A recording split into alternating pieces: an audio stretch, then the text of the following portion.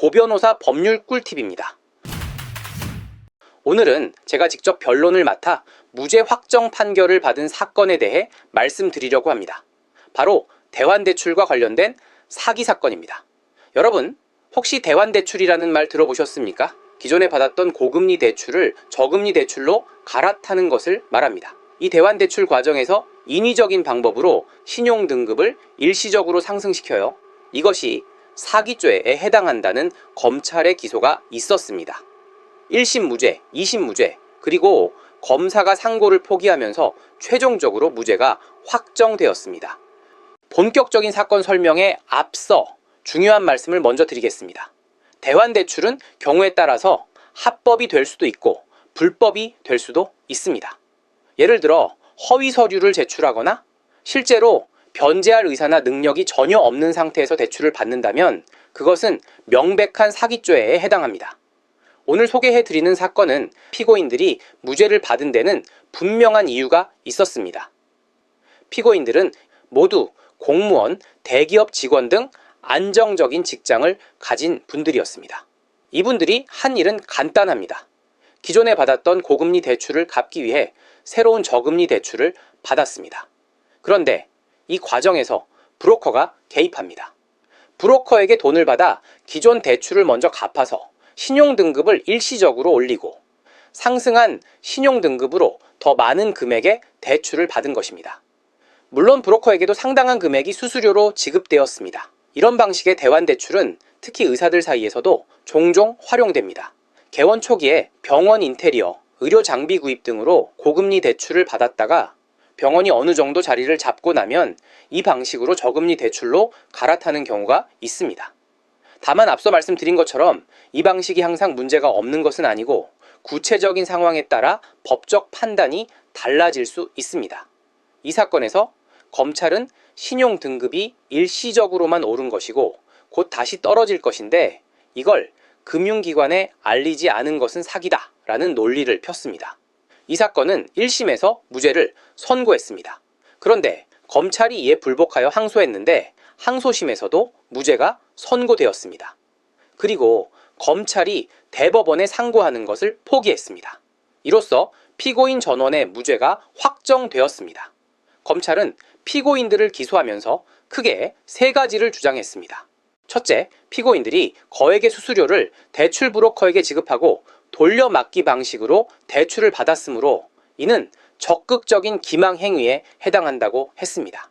둘째, 설령 적극적 기망이 아니더라도 신용대출에서 신용등급은 가장 중요한 요소인데 이를 고지하지 않은 것은 신의칙상 고지의무 위반이라고 주장했습니다.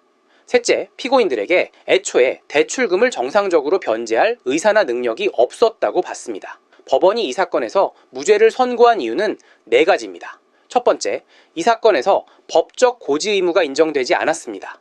법원은 민법, 상법, 금융기관 관계 법령 그 어디에도 대출 신청자에게 신용등급이 일시적으로 오른 이유나 중복대출 여부를 고지하라는 명시적 규정이 없다고 판단했습니다. 대출 계약서에도 이런 내용이 없었습니다. 즉, 피고인들이 적극적으로 거짓말을 한 것이 전혀 아니라는 겁니다.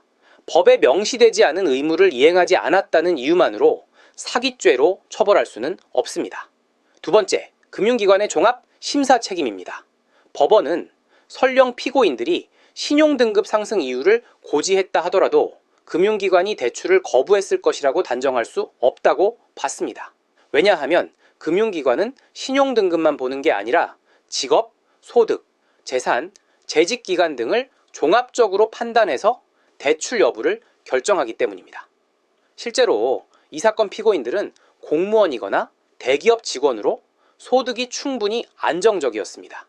신용등급 상승 이유를 알았다고 해서 금융기관이 반드시 대출을 거부했을 것이라고 볼 수 없는 상황이었습니다. 세 번째, 실제 변제 능력과 의사가 있었습니다.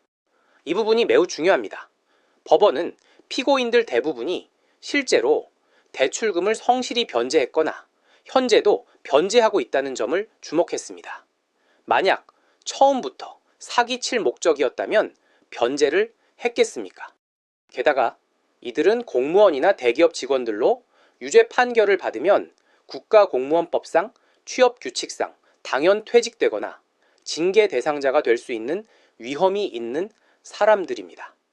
그런 엄청난 위험을 감수하면서까지 사기를 칠 이유가 없다는 것이 법원의 판단이었습니다. 네 번째, 금융기관의 심사 소홀 문제입니다. 법원은 일부 피고인들이 대출금을 제대로 변제하지 못한 것은 피고인들의 기망행위 때문이 아니라고 봤습니다. 금융기관이 중복대출 여부를 제대로 확인하지 않은 상태에서 성급히 대출을 해준 데서 비롯된 결과라는 것입니다. 전문적인 금융기관이 스스로 해야 할 심사를 소홀히 해놓고 그 책임을 대출자에게 떠넘기는 것은 부당합니다. 이 판결은 대환대출에 대한 선도적인 판결입니다. 일단 다시 한번 강조드립니다.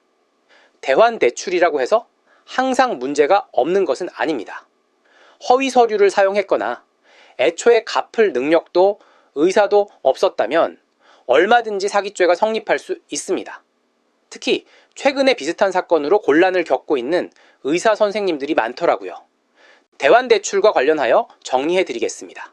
첫째, 대환대출은 상황에 따라 합법이 될 수도 있고 불법이 될 수도 있습니다. 같은 대환대출이라도 어떻게 이루어졌느냐에 따라 법적 판단이 완전히 달라집니다. 둘째, 변제 계획을 명확히 세우십시오. 이 사건에서도 보셨듯이 실제 변제 능력과 의사가 있다는 것이 무죄의 핵심 근거였습니다. 월 소득으로 충분히 상환할 수 있는 범위 내에서 대출을 받으셔야 합니다. 갚을 능력이 없는 상태에서 대출을 받는 것은 그 자체로 사기죄의 빌미가 될 수 있습니다.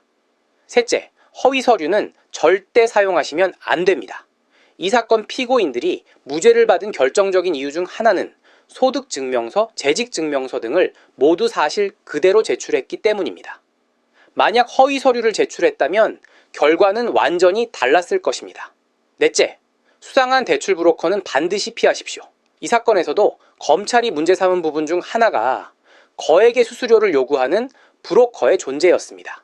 과도한 수수료를 요구하는 브로커를 통한 대출은 법적 리스크가 매우 높습니다. 다섯째, 억울한 상황에 처하셨다면 반드시 전문 변호사와 즉시 상담하십시오. 이 사건처럼 실질적으로 문제없는 행위가 범죄로 몰리는 경우가 있습니다. 초기 대응이 무엇보다 중요합니다. 오늘은 대환대출 사기 무죄 확정 사건에 대해 말씀드렸습니다. 도움이 되셨다면 좋아요와 구독 부탁드립니다. 고변호사 법률 꿀팁이었습니다. 감사합니다.